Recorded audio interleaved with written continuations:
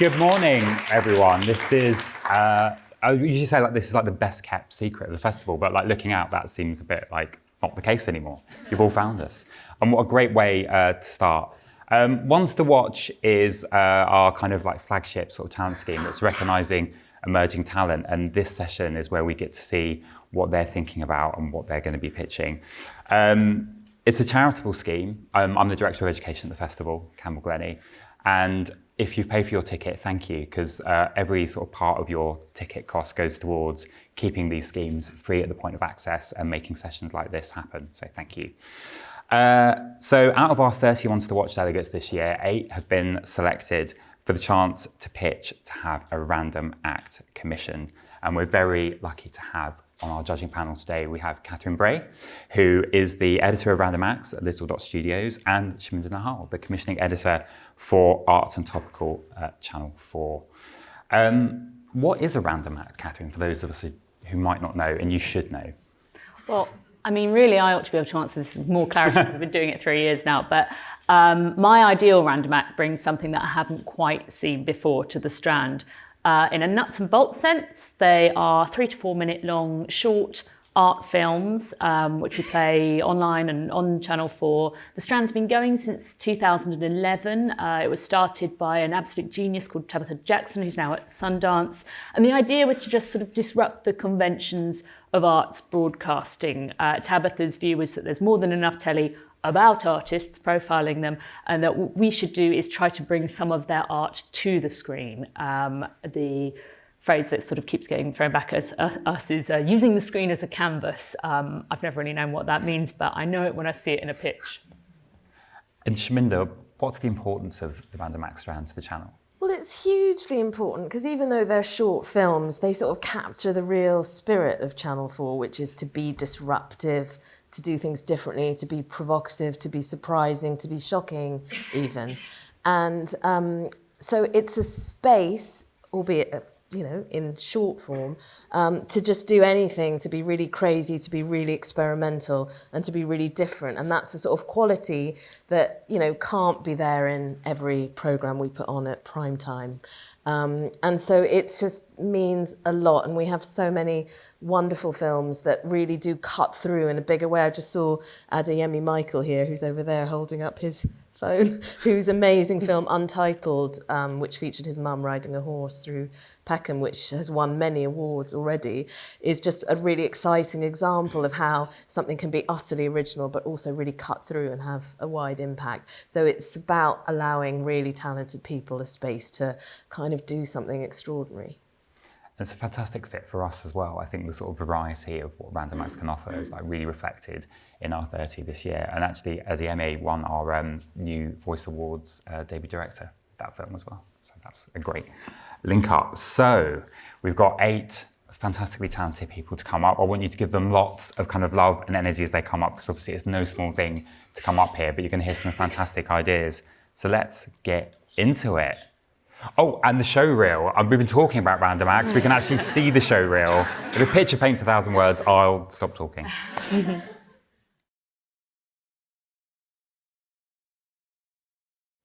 What we're going to do, we're going to get the pictures up in alphabetical order, and then afterwards, Catherine and Shaminder are going to follow up with a few questions for each of our pictures. So please start with an amazing amount of energy, and please welcome Director and Development AP, Rose Baker.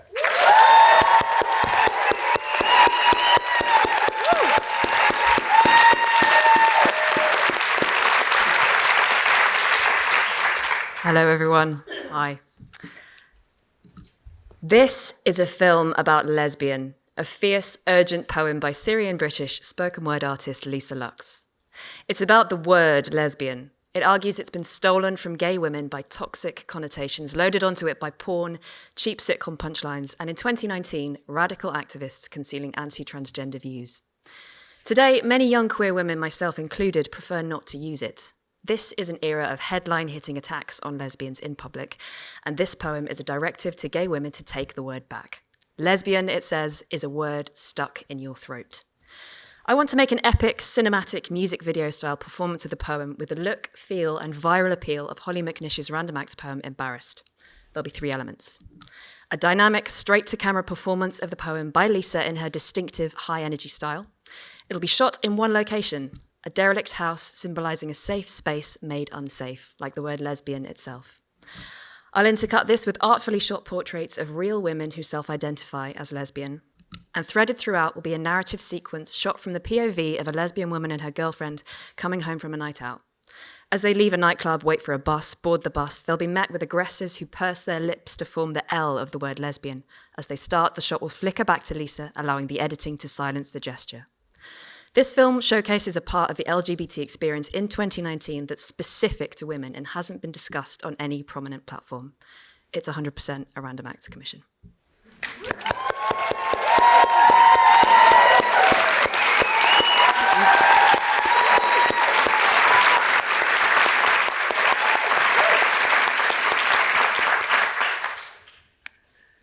Yeah. Exceptionally good idea, content, your manner, you come across very, very well indeed. So congratulations up top.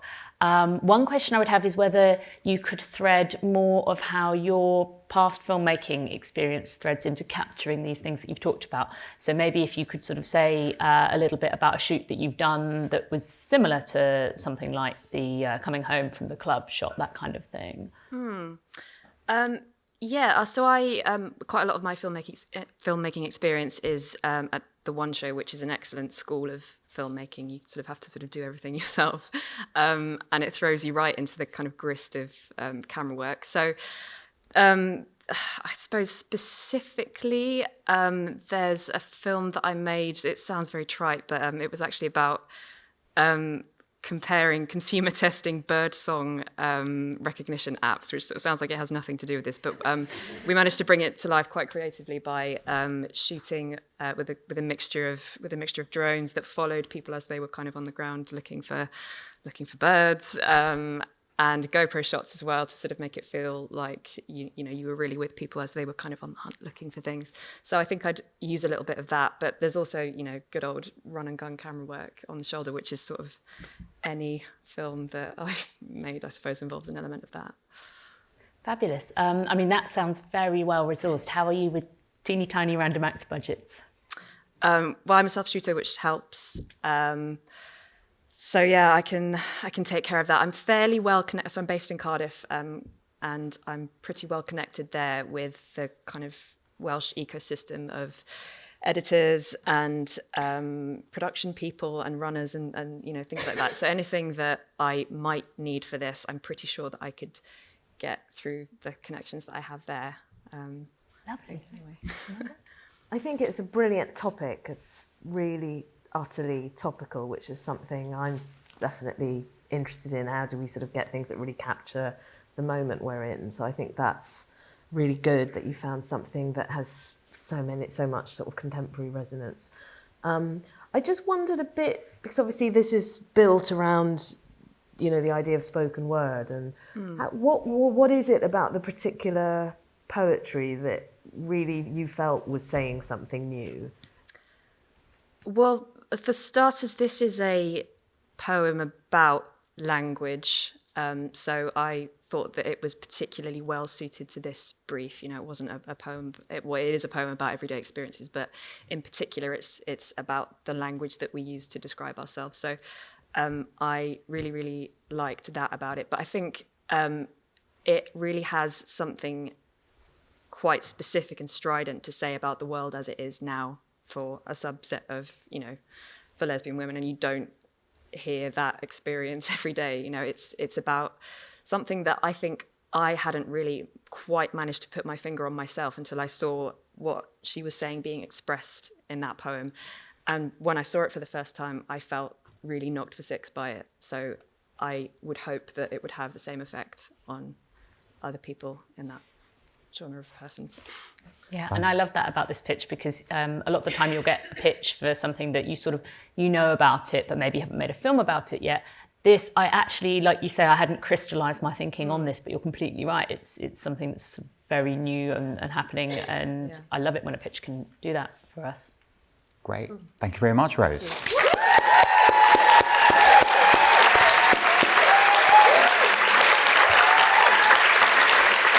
Next, we've got shooting AP, Hannah Blackwell.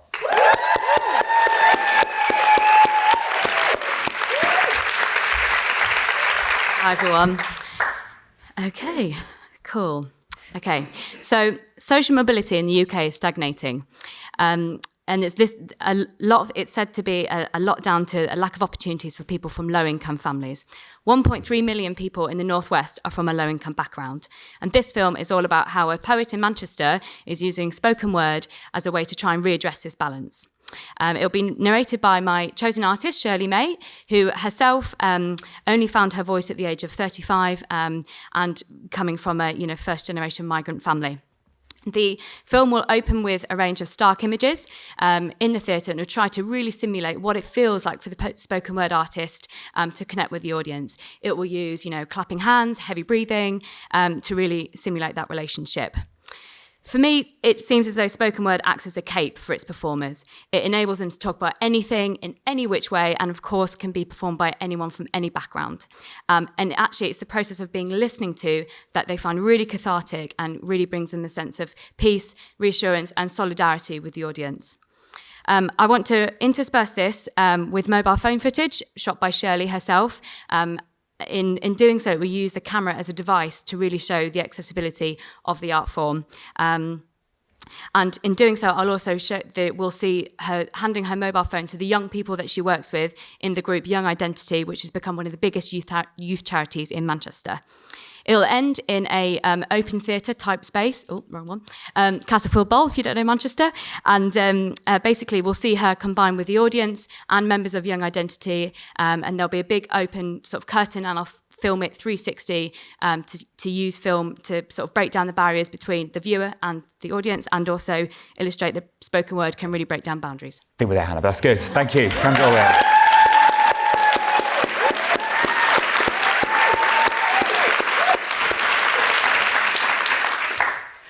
Tiny quick point for the room. We asked everyone to pitch spoken word this year, so that's why you're hearing that a lot.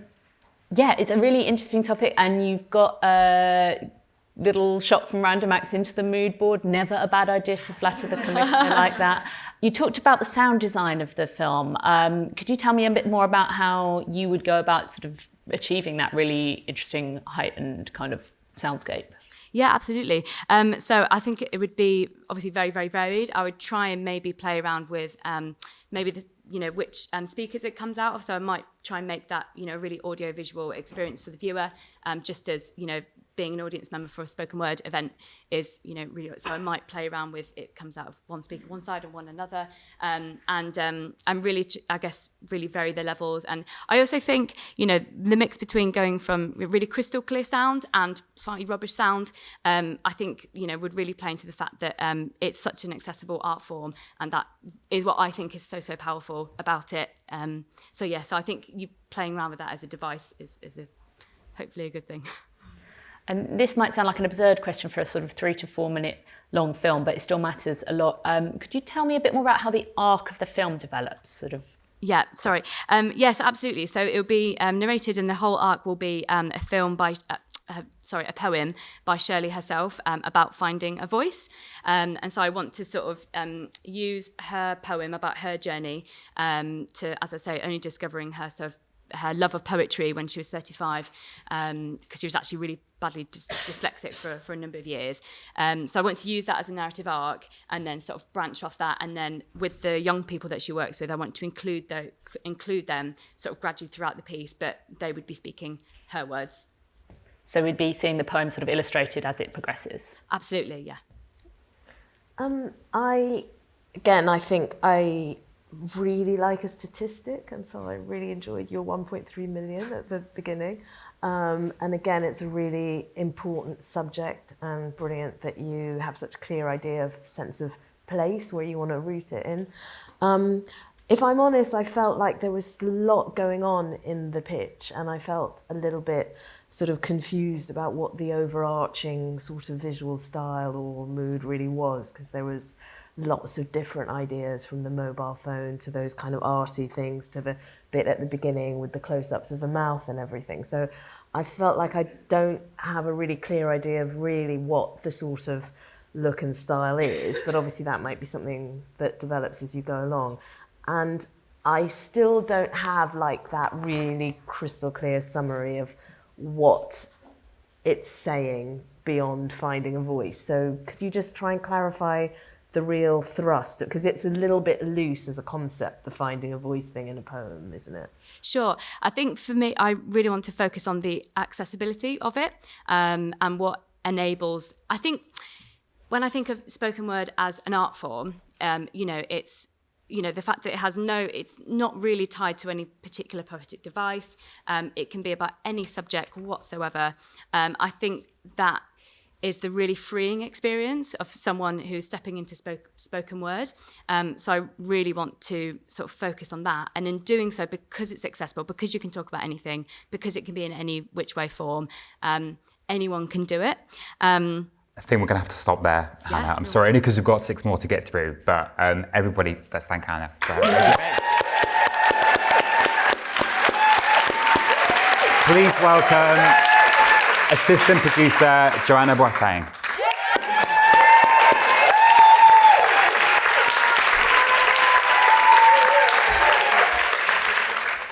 Hi.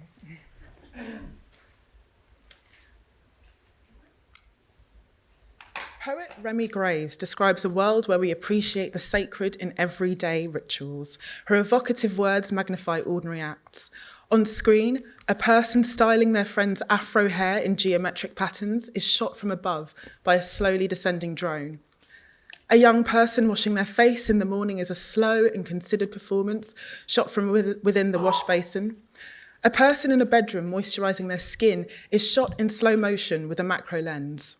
We see hands setting a table with platters of food in a balletic ritual.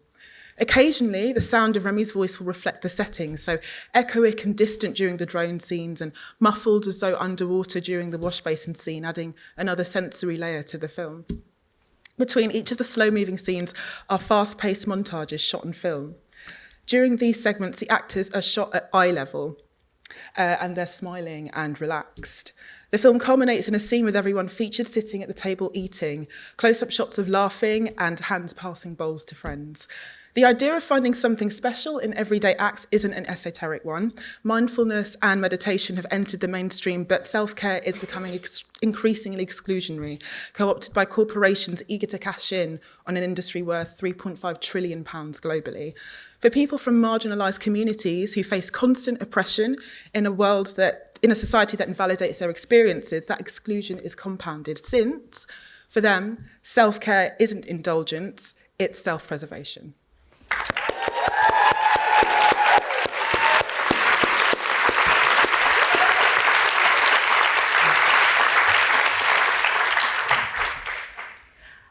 Could you talk to me a bit more about how this film relates to sort of a traditional concept of spoken word, if it does?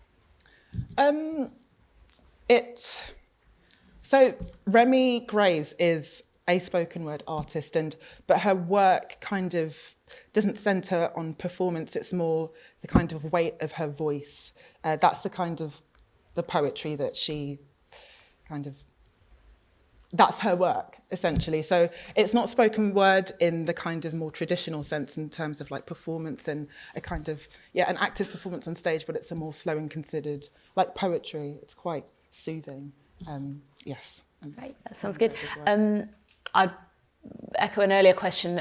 Do you have experience of pulling off these sort of multiple shots? You're using film, you're using macro lenses. Yeah. It sounds like it might be quite a lot to pull together on one of our budgets. Yes, well, I don't personally, but I've had the privilege of working with people quite recently that have had a lot of experience working on films quite similar to this on shoestring budgets. People that work on short films, cinematographers, editors as well, sound editors, sound engineers. So the reason why I chose these specific scenes is because I know that I'm able to pull them off. I know that I know the people that are able to pull it off on a shoestring budget.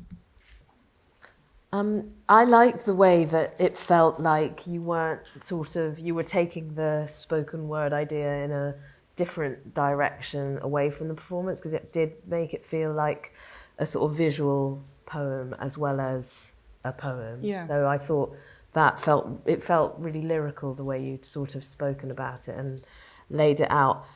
I don't completely understand the thing about self-care. Yes. But in this case, you know, sometimes the sort of intangibility of a random act can sometimes be quite exciting. I can explain it a little bit more. Just I don't know if we don't have time, unfortunately. Sorry.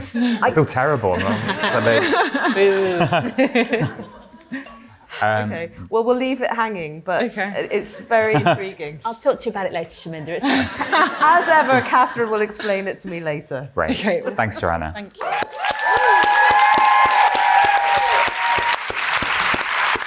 Next, we have Development AP, Olivia Gregorio.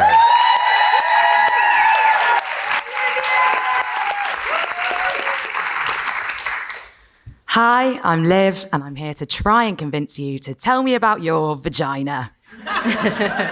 This is Layla Josephine, a funny and fearless spoken word artist who went viral when her poem about abortion made national headlines and has since won slams countrywide.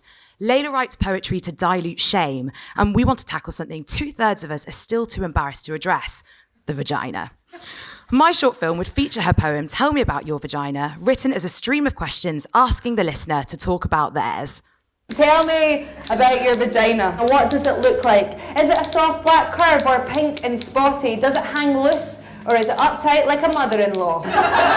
Set in a police interrogation room, Layla plays the interrogator and we the interrogated, directing her questioning to camera. With every new metaphor she conjures, she'll present a photograph, holding them up or slamming them down like an officer presenting evidence to the arrested. Tell me about your vagina. Is it hairy? Let it go, lady. Is it trying to escape your body or is it at home here? What political party does it support? The film finishes with Layla surrounded by hundreds of images scattered across the floor because there is no usual suspect when it comes to vaginas.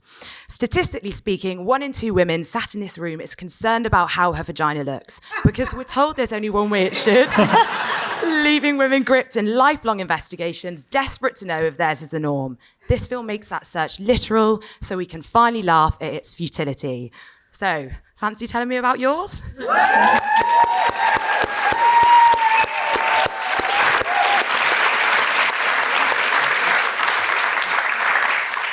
I hope that last bit wasn't a question for me. First of all, I have to say, just fantastic, confident pitching manner. I mean, I want to say, obviously, to everyone that it's really brave to get up on stage, but it's particularly brave to just land it with humour and with that kind of confidence. So well done there. It's obviously a great and grabby subject. Are you aware at all of anything that... Sorry. Tough question. Are you aware at all of whether Random Acts or Channel 4 might have covered anything in this area recently? So Channel 4 obviously commissioned 100 Vaginas, which was brilliant. And the 2016 piece for Random Acts, which is an animated, it's brilliant. Vaginas kind of animate to talk on behalf of the people talking about vaginas. And I think this complements it really nicely, the slate that you've got past and present, because it's not just talking about vaginas, it's talking about that search that women have, this kind of like hidden voice where we just want to know, we just want someone to talk about what it looks like. So it's just kind of poking fun at that internal interrogation that we have, which I think is a different angle to what's being covered. Perfect answer, and I would absolutely encourage you to get that into sort of the pitches if you're pitching to someone where you've done that, your research, and you're absolutely aware of the film from like 2016, because you're right, it would be a great partner piece for that. Great. And we're thinking a lot about how new commissions can actually link to old commissions and get sort of, you know, more eyeballs on those. Okay, bro, thank you. And do watch Pussy online, it's great. It's Polish animation. I agree. I thought you pitched it brilliantly and it was really clear and really funny and great. So that's really good.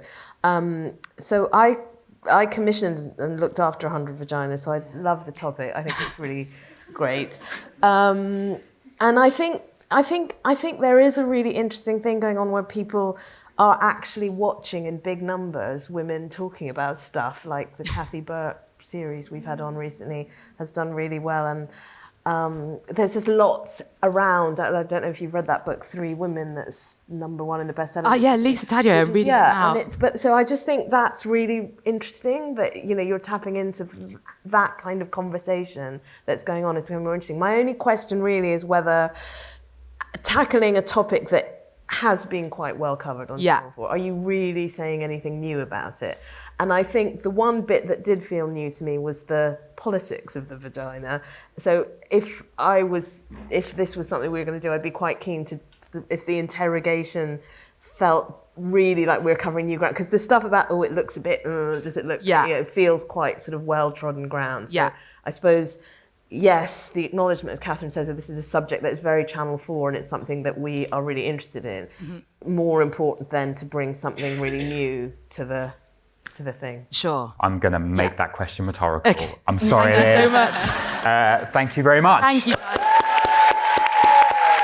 We're halfway through. Keep your energy going, please, for producer Mary Johnston.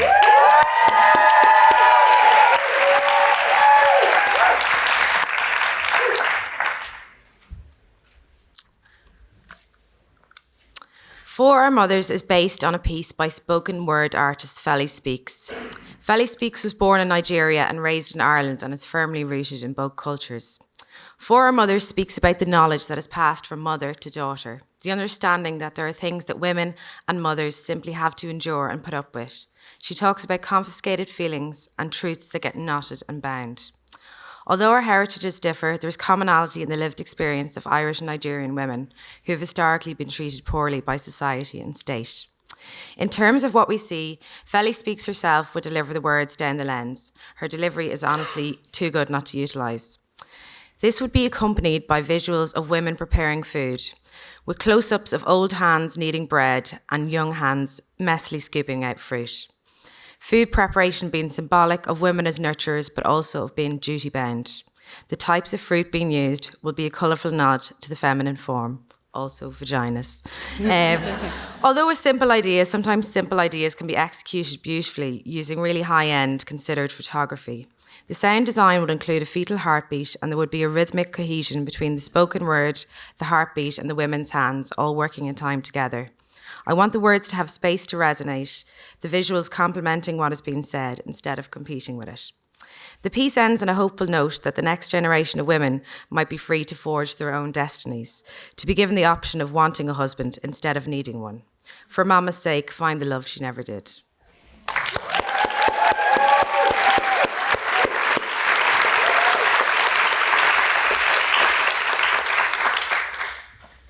So I'm one of those commissioners who also works as a producer, so I know what it's like to pitch. And someone asked me a question the other day that I thought was really good, so I'm going to ask it to you. What's the emotion that you want the audience to take away from this at the end? You know, I want them to kind of appreciate that things have not always been easy for women in certain societies. I want them to be educated a little bit of awareness, I suppose. Although things have improved, we'll say for Irish women especially, they're not quite there yet. So I want a little bit of a takeaway, a little bit of consideration, and yeah. And do you think, I mean, obviously this would partly be our job if we were to commission this, how do you think we get the film out to people who don't already know that? Because I would say the Random Acts audience is probably quite aware that women haven't always had it easy. That's a very good question. How do we share it, or I think the words actually are quite they're quite strong. It's hard to convey how well it's written in without actually reading the words. I think the words it's all there in it, you know. I think they're relatable, you know, in the delivery, and she talks about church and she talks about various things that are, you know, I think people will be able to relate to, you know, women will be able to relate to. And obviously this is a slightly artificial setup because I'd have read the poem if we were doing this for real. I thought the way you talked about it had a lot of soul and kind of sort of quiet passion in it, which I thought was a quality that would be in the film that you made, which is nice sort of quality. I think in this case, it feels like it rests a lot on the poet herself, and I feel like without having had a clip of her or something, I find it hard to completely imagine, but I imagine she is incredibly compelling and gripping and magnetic. So, but without that, I'm kind of struggling a little bit to visualise it. But I thought you made it feel like a very heartfelt, interesting subject. again, in real life, we'd have watched that clip. So I suppose the only thing is to she's say the is best thing about it. You know, the bit that would be great to sell is sell why you, because someone Yeah. else might have her, someone else might be pitching her to us. Yeah. If you could just give us, I know we're running out of time, like one line on why you are the person to do this. Well, I was a mother myself. I was a young mother. I'm passionate about the topic. I was a teen mom. You know, it's something that, you know, I grew up in a society that was kind of, you know, Catholic rural Ireland, that, you know, it had a hangover from the non-secular stuff. And it's something I'm passionate about. I think she's brilliant. She's undiscovered. She's only like 1,200 views on her YouTube. Like she's a genuine talent. Great. Thank you very much, Mary. Please welcome producer, editor, Bettina Pavani.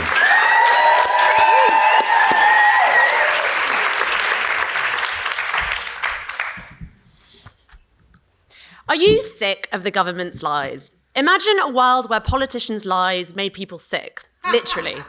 This collage cum music video is inspired by the words of the excellent Mancunian rapper Halima X, and it's a polemic about the state of British politics today. Halima's work often confronts politicians directly and scrutinises the brazen way in which they talk about minorities. For this, she will create a brand new piece that looks at our collective anxiety about the future of this country and at a government that doesn't represent us. We open on a shot of a ketchup bottle in an empty fridge. The door closes and we see a shiny photograph pinned to the fridge with a magnet from Marbella. It's a holiday snap, like a Martin Parr photograph. A zoom in brings the still to life and we are plunged into a surreal beach scene. Oranges, reds and yellows illuminate three actors, sunbathing, eating an ice cream and paddling. Whip pans take us from sketch to sketch. Soundtracked by Halima's hip-hop beats, our three characters will lip-sync her lyrics verbatim. And as the rhythm of her words quicken, our characters become infected by the dishonesty of the political elite. Choking, unable to breathe, the final scene is a woman collapsing on a barbecue, a sachet of tomato ketchup falling into the sand. This is a cheeky snarl at the current state of things. We can't go on like this. It's making us sick.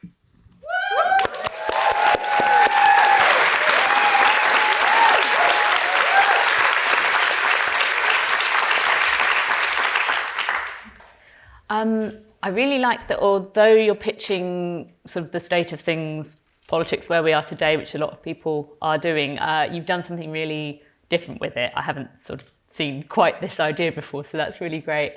And I also really like that you'd sort of mocked up the Random Acts YouTube style to just help me imagine how you get it out there. I am actually going to ask that question a bit more. Have you sort of thought about the wider life of the film after you deliver it, if we were to commission it?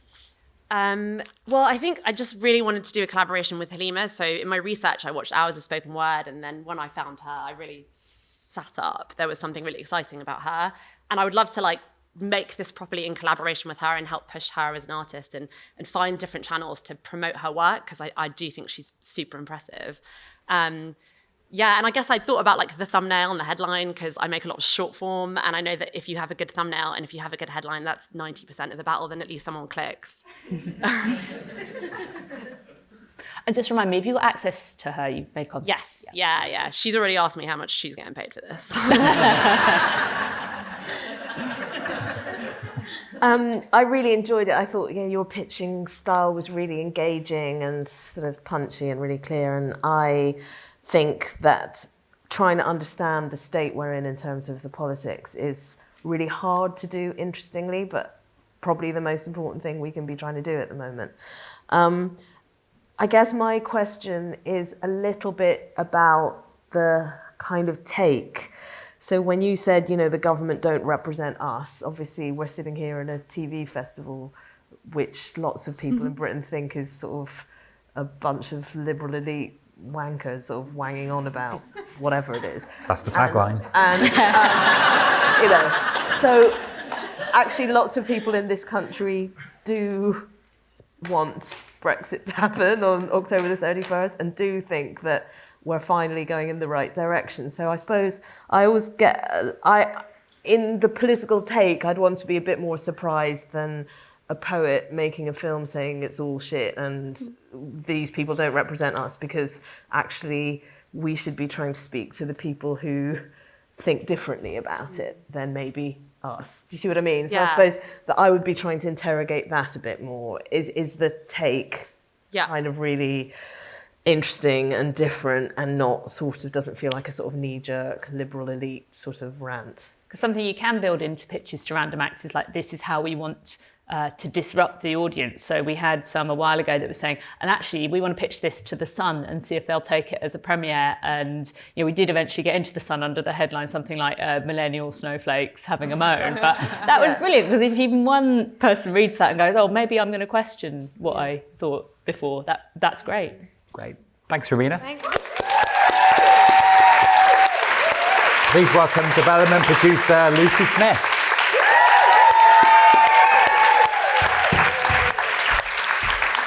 Coming up the front. Northerners always find each other in a room, but what draws us together is something unspoken, an identity forged in Luddite rebellion, Sean Bean and proper brews. But when I talk about Yorkshire, I struggle to convey how much it means to me through words. So how best to capture the restless energy of the North through the spoken word when it's a passion that bursts through your fingers? The answer is visual vernacular.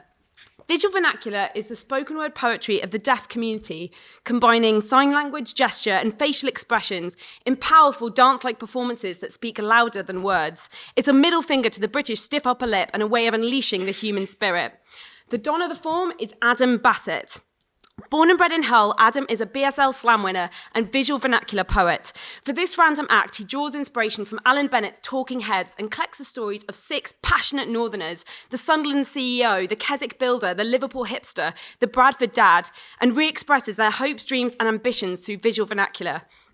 His performance should speak for itself, so I'm hoping to shoot it in a quiet, empty space in one continuous shot. But Adam will be performing in front of a green screen, which will flicker to life with a montage of vignettes from his 6 subjects. So from behind his shoulders, they'll be posing, laughing and shouting their ambitions to the screen. But although their lips move, their speech will be inaudible, and instead their sentiments will be re-expressed through Adam's poetry. In this way, the film becomes an anti-V, shifting the narrative away from worked-out pits and graffitied gravestones, and instead celebrating the North as a centre of humour, innovation and ambition.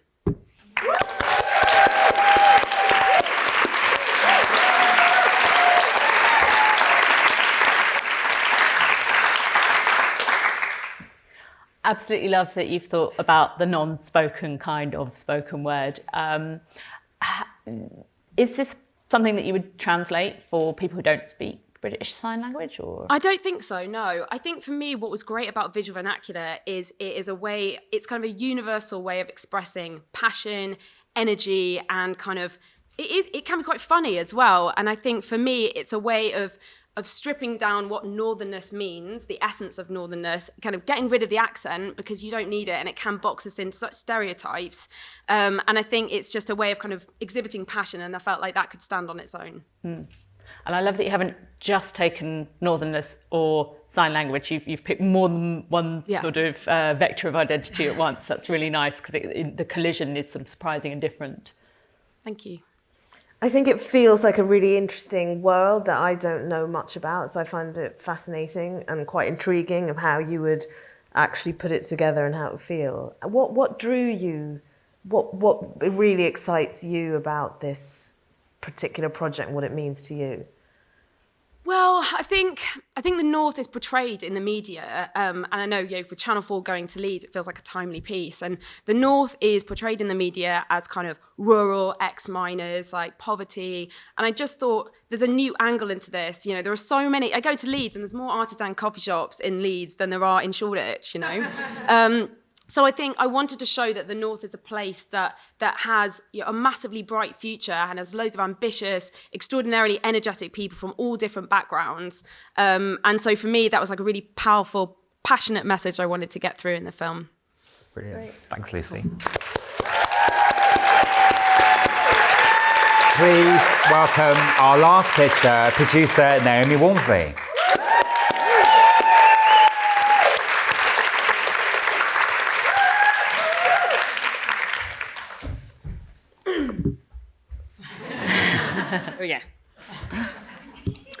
Compulsive versifying is a piece of art and an experiment. 3 very different brains in different spaces responding to language and to love in a dynamically fluid 3-hander. At its heart is interweaving a recital of Shakespeare's sonnet with interpretations by an artificial intelligence and a neurodiverse spoken word artist. Sonnet 18! Arguably the most famous love poem in the English language, just 14 lines, but the catalyst for our 3 performances.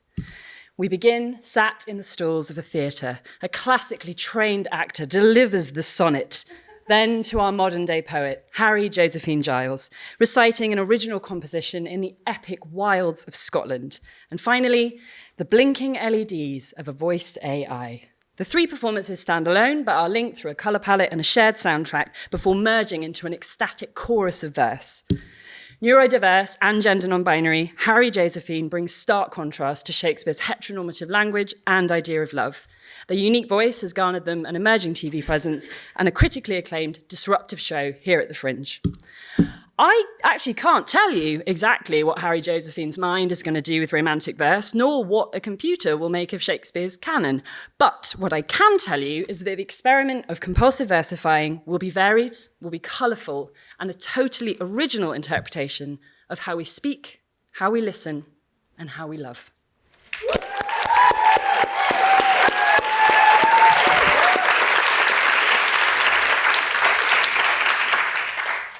Love the power pose at the start. You made me want to do one of those myself.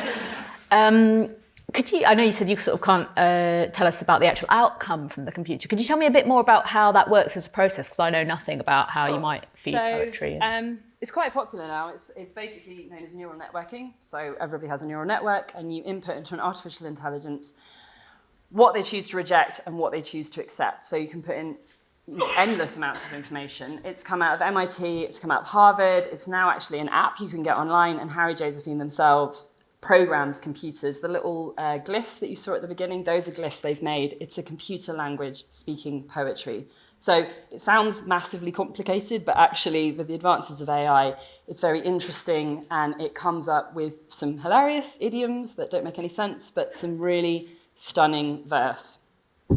Oh. And how does that work with Harry Josephine? Are they reworking Sonnet 14 or? Yeah, what I'd like to do is get Harry Josephine to respond to the sonnet. They're very excited about that idea and haven't really gone over it too much. Their poetry varies. They're actually from the Orkney Isles, so it varies from being an Orkneyan to reconnecting with nature to anxiety and technology. And they've got a really, at once, very broad understanding of what their spoken word is, but it's also very centred in their idea and their identity.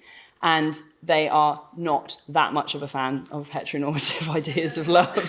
So I think probably Shakespeare is the perfect platform to have a response. And in that, I can't tell you exactly what they're going to come up with. It's because I'm not in any way going to impose my idea on what that should look like. I'm leaving it completely to them. We're working in collaboration, so I will know before we film, but I can't tell you just now what it will be. Are you dead set on it being Shakespeare? Because obviously there's all the stuff about sort of quite a lot of ambiguity of gender in Shakespeare's sonnets as well. The reason I picked Shakespeare is basically because it's the scourge of GCSE students and people who are asked to do readings at weddings. Everybody knows it. I did consider Rabbie Burns, but it's Scots. It's quite hard to get people to understand it in the first place, but also to listen to it.